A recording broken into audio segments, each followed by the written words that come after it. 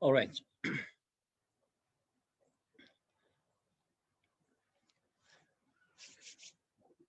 Now let's continue.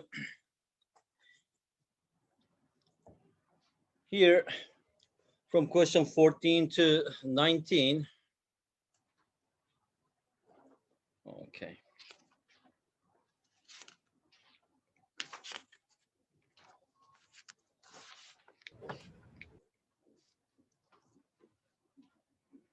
Fourteen to 19 is about proving problems. Prove theorems 3.9. B, prove theorem 3.9. D, and these are already proved in the video. And maybe I'm going to show you after this class. Okay. Just let's do one question here. Let's do the last question, not the last question. Let's do question 18. In 18, by induction, prove that if A1, A2, AN are invertible matrices of the same size, then the product A1, A2, AN is invertible. And the inverse of this matrix is this. Okay. So what is the question here? We have to prove that. Let me just write here, question 18. All right. So by induction, right? By induction, if you know that in math, for example, if you're going to prove something, some statement, okay, first we just check this for a few numbers. Let's say when k equals 1, does it work or not, right? And if it works, maybe for k equals 2, k equals 3, what is the smallest number? And after that, we assume that also the same thing, okay, works for k equals m. That means that there's a kind of pattern here, all right? So now we know that also for next statements or expression, whatever it is, we will continue having the same pattern. We have to show that actually the same pattern works for when k equals n plus 1, right? That is mathematical induction. For example, if you talk about the sum of the first n natural numbers, that's 1 plus 2 plus dot dot plus n, that's equal to n times n plus 1 over 2. That's the formula, right? So how can I prove that actually? First, we have to check that when n equals 1. Is it true or not? Check this. When it is 1, 1 times 2 over 2, that's correct. And now we assume that is k. And we assume that when k equals n, so we have the formula, actually, it works.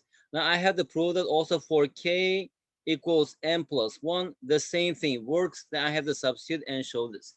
Anyway, so using this induction, right, it says that A1, A2, they are all invertible matrices, right?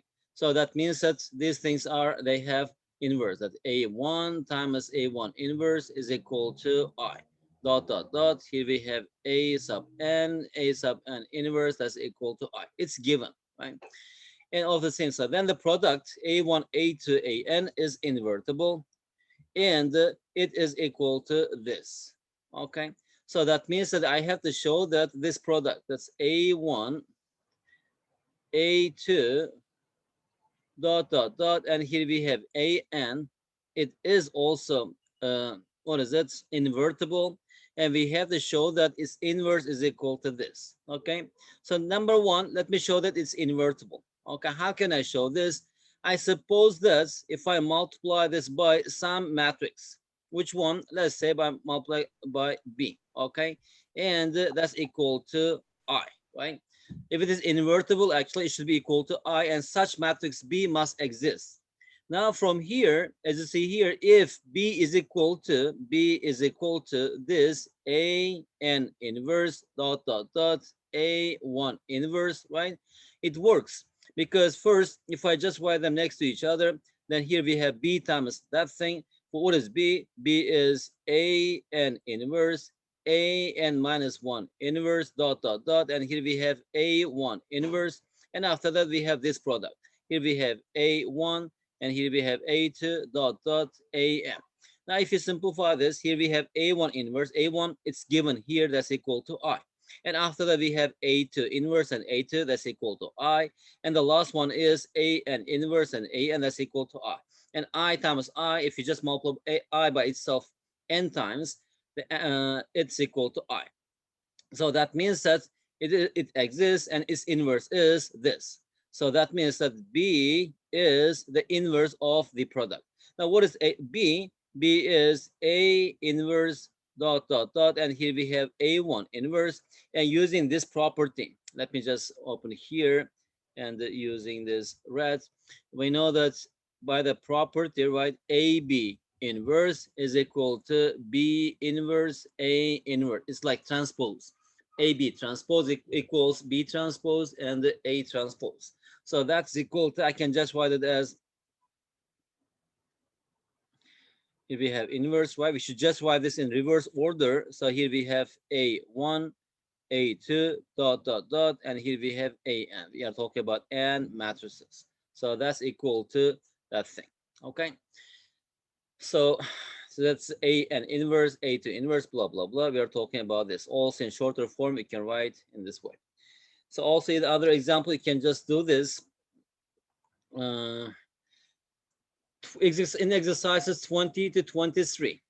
Solve the given matrix equation for X. Simplify your answers as much as possible. In the words of Albert Einstein, everything should be made as simple as possible, but not simpler. Very interesting quote. Everything should be made as simple as possible, but not simpler. Okay, because that means that everything has a simple form. But if you try to make this simpler, that means that you need to break some kind of wall, I think. So don't go further, okay? Just leave it as simple. Anyway, here, let's just do one example, 22, right? We are talking about this matrix equation. Here we have A inverse X is equal, inverse is equal to A times B to the power of -2, and here we have A, here we have inverse, or just so. How can we do that? We know that from here, if A equals B, and here it says that assume all matrices are invertible, right, in the condition. So using this, if A and B are invertible matrices, then also their inverses are equal to each other, right? So using this one, as you see here, we have inverse on the left-hand side. So that means that this A inverse X, right, is equal to, here we have A times B to the power -2 and A inverse, and here we have inverse. So now here we have A inverse X is equal to, what do we have here? As you see here, this A is multiplied by another thing, that's a one matrix, right? So when we are just doing this, again, we need to use this property. AB inverse is equal to B inverse and A inverse. So here we have B to the power of -2, and here we have A, because inverse, they cancel each other, and here we have A inverse. Or from here, A inverse X is equal to B to the power of -2. So now if you multiply both sides by A from left, right? Here we have, I mean, just put here A, and here we have A, right? What do we got here? A times A inverse, that's equal to identity matrix. And here we have X is equal to A times B to the power -2. Dot, dot, dot.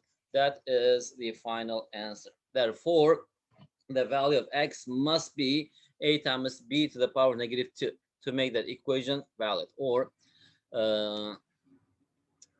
let's say that's the solution of this equation. That means that if you substitute this expression for X in the equation, right, left hand side will be equal to the right hand side.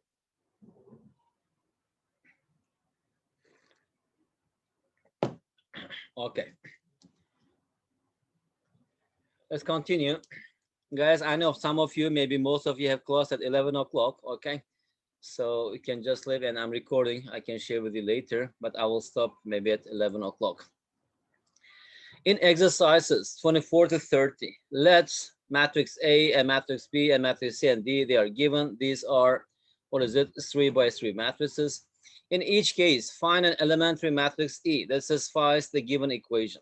Okay, that's also one important concept in this section, elementary matrices.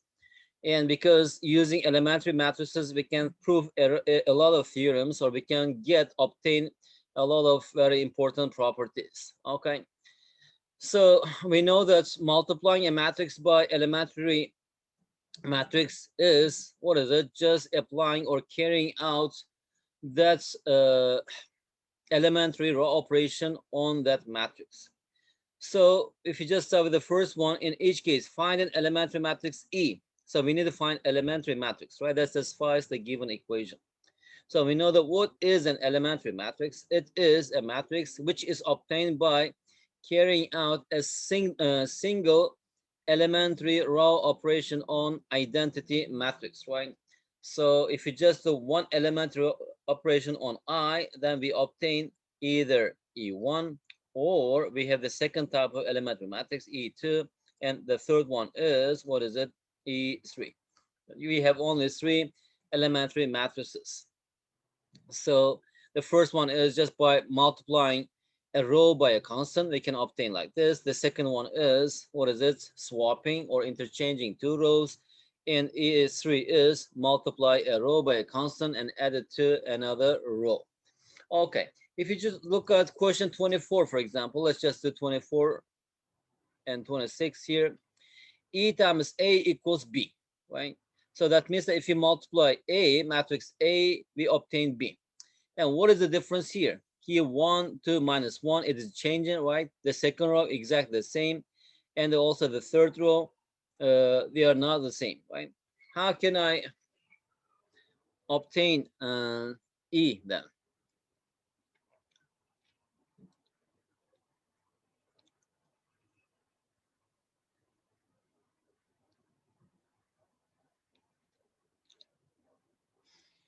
Godi, what do you think?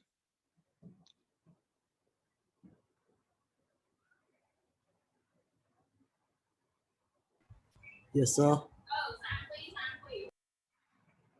By using one single elementary operation on A, how can we get B?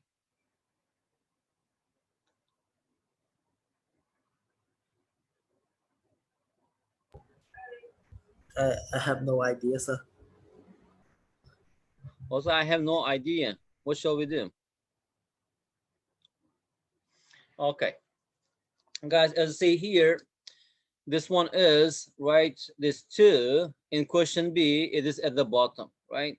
And this -1 here at the bottom, it is -1. What happens here? We just swapping the first and the third row, right? So that means that our E in this case is, what is that? It's just doing this operation. Interchange the first row with the third row, right? So then our E must be this matrix. If you're talking about identity matrix, if you just swap or interchange the first and third rows, in the third row we have these entries, right? 0, 0, 1. And there's no change in the second line, and the second row, that is 0, 1, 0. The third line becomes 1, 0, 1. I mean 0. So if you multiply A by this, we obtain B, right? That means that its effect on A is, it's just interchanging the first and third rows. If you just interchange them, we get B. And how about in question 26, for example, E times A equals C, right? So what should I do here? Actually, what elementary row operation we should carry out on A so that we obtain C?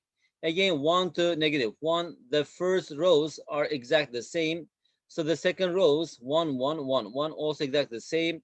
And the third row, it is 1. Here we have 2, 1, -1. But here it is 1, -1, 2, 0, right?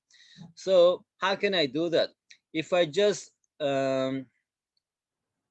okay. So if you just multiply the first row by 1 and add it to the third row, we obtain 2, 1, -1, right? Multiply 1 by 1, for example, 1 plus 1 is equal to 2. 2 plus -1 is equal to 1. -1 plus 0, that's equal to -1. So then our elementary row operations in 26 is, what is it? It is R3 plus R1. So that means that then uh, that elementary matrix will be just adding the first row to the third row, right? And write it in the third row. So here we have 1, 0, 0. That's the first row of identity matrix. The second row is 0, 1, 0. So if you just add it to the third row, so we will have here 1, 0, 1. So that is our elementary matrix that actually uh, change A into C. If you multiply A by E, we will obtain C. Okay. In similar way, how about 28? E times C equals D, right? What is E? We don't know. We are going to find this. And how about C? Here we have C. Let me just delete this stuff. We don't do this. And if you just notice here, 1 to negative 1, 1 to negative 1. So in the first line, we have no problem. And the second line is changed, right? So it is also the third line the same. Now, there's a change in the second row of matrix D, right? Now, how can I obtain this one? If you look at this, maybe I should multiply -3. Okay, it is 1. All right. Okay, -3. So if we multiply this by -2 and add, right? -2 and add. All right. So as you see here, if we multiply the third row of C by -2, right? -2 and add it to the second row. -2 times 2 it is -4 plus 1 is equal to -3. -2 times 1 is -2 plus 1 it is -1. So -2 times -1 it is 2. 2 plus 1 is equal to 3. So that means that our elementary operation, elementary matrix for question 8 is, what is it? It is R2 plus 2 times R3. Not plus, it should be minus because we are multiplying by minus, right? So that is our uh, elementary row operation. I mean, what actually elementary row operation we are using to obtain E. Then our E would be, what is it? There's no change in the first line. And the third line is, it is 0, 0, 1. So if you just multiply the third row by -1 and add to the second row, so here we have 1, sorry, it is 0, 1, -2 plus 0, it is -2. Okay, so that means that if you multiply C in question 28, C by E from left, you'll obtain D. Okay, so these are the effects of elementary matrix on other matrices. The important thing is, elementary operation and the multiplying a matrix by that elementary matrix, they have the same effects. And what is good about using elementary matrices and using this elementary matrix, actually you will see that we can prove a lot of theorems. We can obtain some very important facts. That is very useful actually to do these operations. Anyway, anyone, you find the inverse of the given elementary matrix. Okay, now I think it is 5 minutes. Maybe I will finish our class with this. Not with this. I think these are elementary matrices. So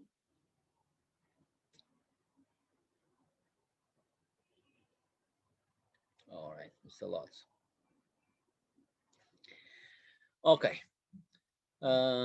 Let's just do only 2. These are not so difficult. We know that the inverse of the elementary matrix is again of the same type of that elementary matrix. For example, 32, if you look at this 32, let's say our matrix is not A. We are talking about elementary matrix, let's say it's E, whose components are 1, 2, 0, 1, right? And how did you obtain this? To obtain this one, I need to apply this. As you see here, I should multiply the second row by 2 and add it to the first row, right? I should apply this elementary row operation, R1 plus 2 times R2 on what? Identity matrix. Now to obtain it is inverse, then I need to obtain this similar, but here if it is plus, it should be minus. If it is multiplied, it should be division, right? So its inverse will be obtained by this, R1 minus 2 times R2 on I. Then what is the inverse of this matrix? It will be 1, -2, 0, 1. That's inverse. So as see here, if you multiply these matrices together, That's equal to 1, 2, 0, 1, and multiply here 1, negative 2, 0, 1. That's equal to 1 times 1. 1, 2 times 0, it is 0. So here we have 1. 1 times negative 2, it is negative 2. 2 times 1, it is 0 again. 0 times 1, 1 times 0, it is 0. 0 times negative 2, 1 times 1, it is 1. It's identity matrix. Okay. So in general, what is the second type, for example? The second type is, let's say, if you're obtaining your elementary matrix, the second type is multiplying a row by k, right? Let's say it is E. Then E inverse will be obtained actually multiplying that row, let's say row I, actually by 1 over KRI. All right. And the third type is, how about if you obtain your elementary matrix by swapping two rows of identity matrix, that is Ri and Rj, then its inverse will be obtained by again doing the same operation. Ri and Rj should be interchanged. Okay, that's pretty easy. Uh, okay, so guys, I will finish the class with this. Okay, later if I have time, I can make one video. Otherwise, we will continue with exercise 3.4 in our next class. So that's the last question for today. In exercises 39 and 40, find a sequence of elementary matrices E1, E2, E sub k, such that E sub k, blah, blah, blah, E2, E1, A is equal to I. Use this sequence to write both A and A inverse as product of elementary matrices. Okay, that is the first step actually to find the inverse of any n by n matrix if it exists. Okay, now we are going to show this with this simple matrix. So it says that use, what is it? Find a sequence of elementary matrices.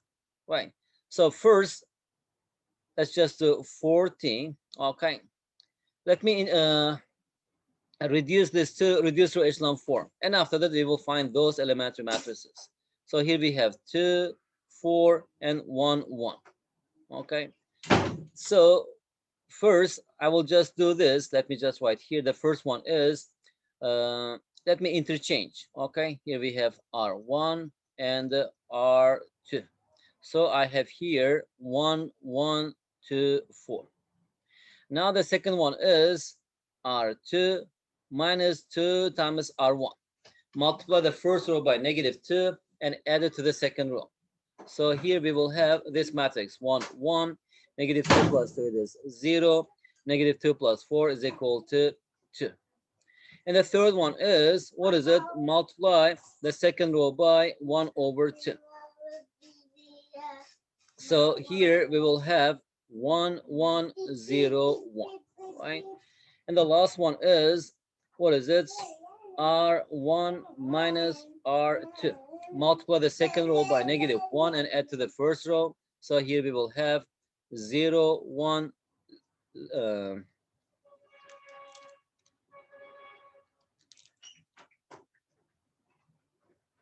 1, 0, 1, which is equal to identity matrix, right? And again, there's only not one way to do this. You can just do this in different ways, doesn't matter. After all, by applying a bunch of elementary row operations, as you see here, I can reduce this A into I. That means that A has inverse. Now, if I just write the corresponding elementary matrices, let's start from here. Okay, this one is E1, E2, E3, E4. What is our E1? E1 is just interchange the first and second rows, right? So our E1 is this one. It is 0, 1, 1, 0. And how about E2? E2, multiply the first row by negative 2 and add it to the second row. So that means that here we have 1, 0, multiplies by negative 2 and add to the second row. So here we have negative 2 and 1. And how about E sub 3? E sub 3 is multiply the first row by 1 over 2. So here we have 1 over 2, 0, 0, 1. And the last one, E4, multiply the second row by negative 1 and add to the first row. So here we have 1, negative 1, 0, 1. Okay, so that means that first, as you see here, I actually apply this E1, right? And after that, E2. And after that, blah, blah, blah, E4. That means that if I just do this in this form, here we have E4 times E3 times E2 times E1, and A, that is equal to identity matrix, right? That's our E1. That E1 means multiplying E1 by A. You have to perform this elementary operation. What is it? Interchange the first and second rows, and after that, on the result E2, that is multiply the first row by -2 and add it to the second row, and blah blah. Okay, and now we know that actually these matrices are invertible, and if you just multiply both sides by its inverse, right, what we got here, then this A will be equal to E4, E3, E2, E1 inverse, and which is equal to uh, what is it? Okay. No, I don't have to do this, I think. What is the question? Okay, we have already found this. Use this sequence to write both A and A inverse. Okay, so to write A, as you see here, from here, we are multiplying. Let me just denote this by something. That something is A inverse, right? Because A inverse times A, that's equal to I. Since something multiplied by A is equal to I, that means that E4, E3, E2, E1, it should be equal to A inverse. Now I can write here. What is A inverse? A inverse is E4, E3, E2, E1, right?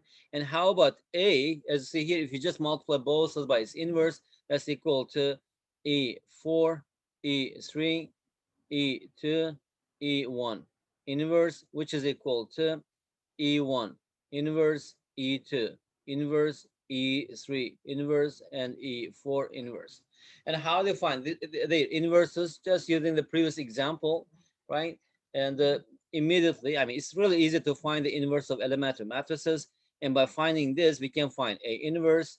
And also here, just to show that, and the product of the inverses in this order gives us the matrix A. Okay. Guys, that much is enough for today. Okay, thank you very much. I will see you next Tuesday then. We will practice questions from 3.4. These are just to give you some idea how to solve the problems, how to approach them. Okay, keep practicing problems. If you have any question, you just let me know, or you can bring to the question to the this class, or if you just let me know, I'll have a look and make it ready, and we can discuss during the class time. Okay. Guys, if you have any questions, please. If you have no questions, I'm going to finish the class for today. Okay, and everybody have a nice weekend. Have a good rest, because learning online everything, everybody admits that it's not so easy.